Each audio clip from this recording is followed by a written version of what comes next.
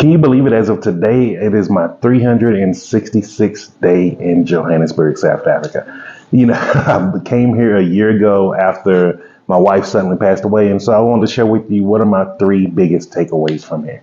Now, we all probably have heard all of the horror stories of Johannesburg, South Africa, how bad of a country it is, how much corruption is here, and how dangerous it is.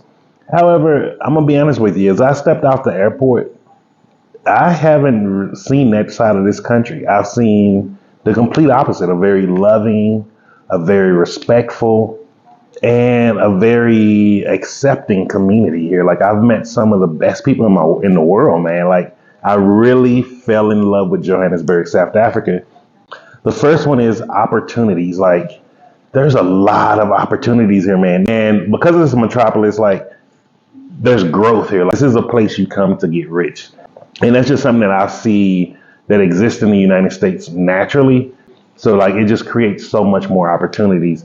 And I'm just loving that here. And then the second thing I wrote down was like the sense of freedom here, man. Like I feel people genuinely care about me. Like I feel safer here than most other countries I've been in. Like I haven't had one person try to rip me off.